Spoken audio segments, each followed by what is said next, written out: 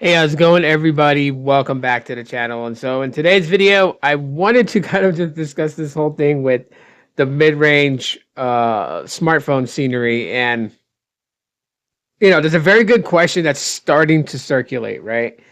We're seeing people talk about the iPhone 16e, the Pixel 9a, the Nothing Phone 3a, the Moto G style, well, not Moto G styles, but the Moto G, the Moto G.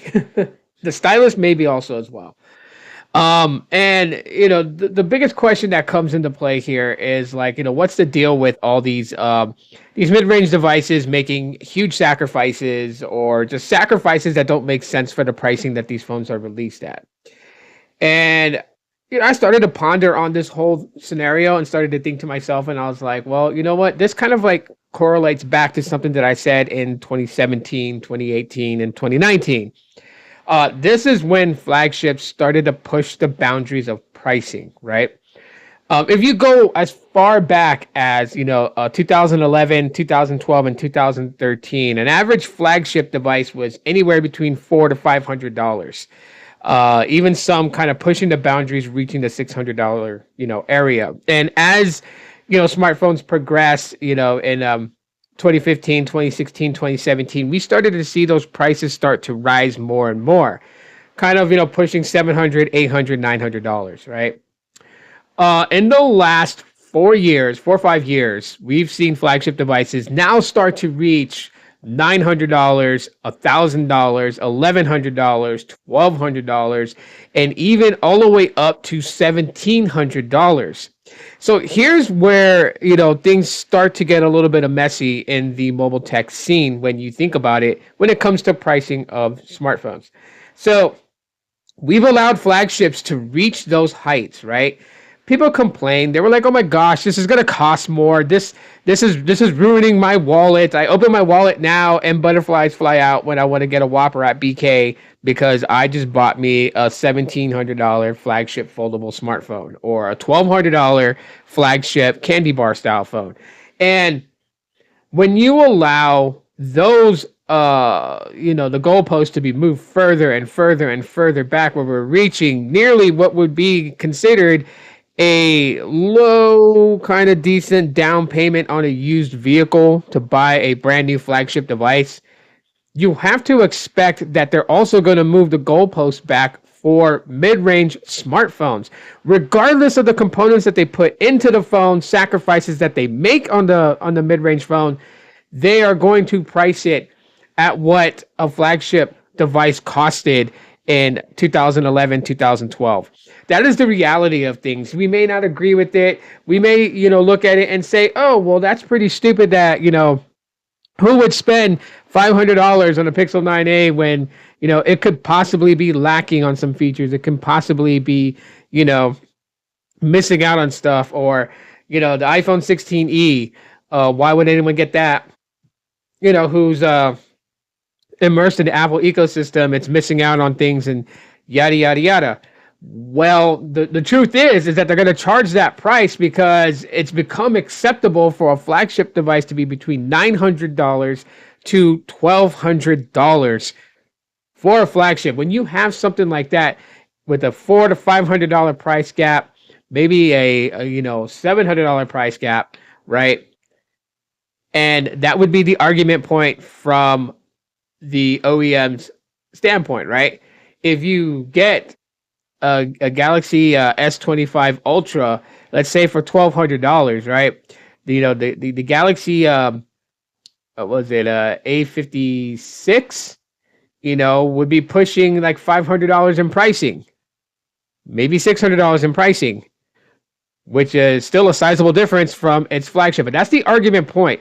We may look at it and be like, okay, well, that's not, that's peanuts. It's still a high price.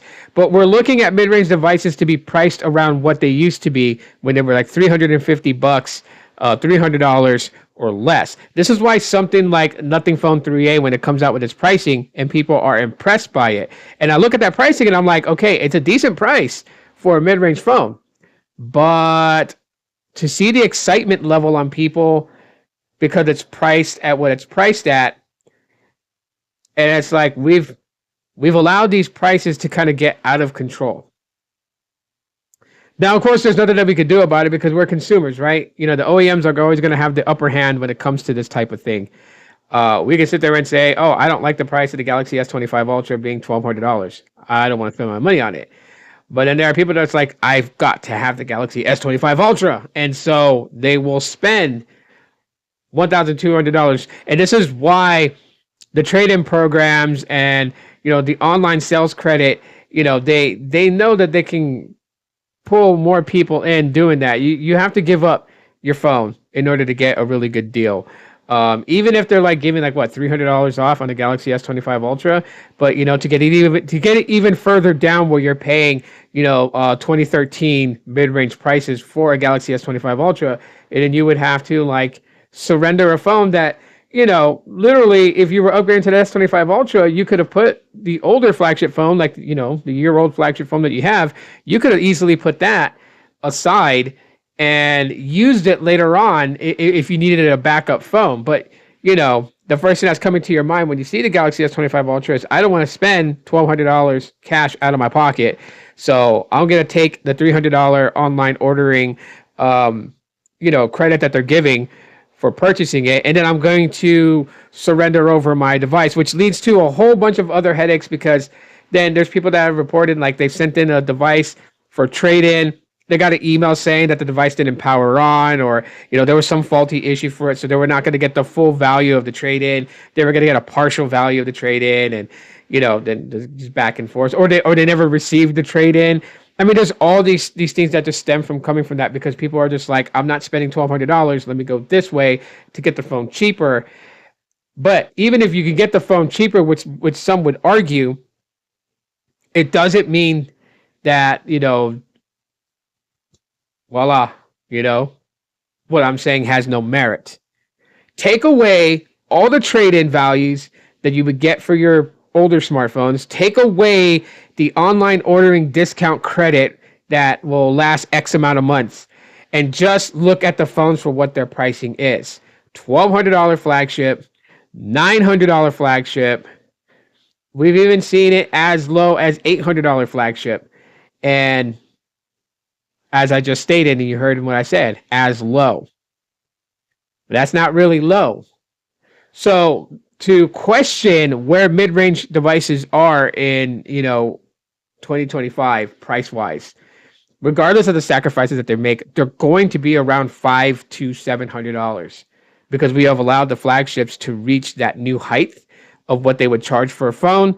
Means they know that they can do the same on the mid-range phones. And as much as we complain, shout, and scream, we're still going to go out and buy it.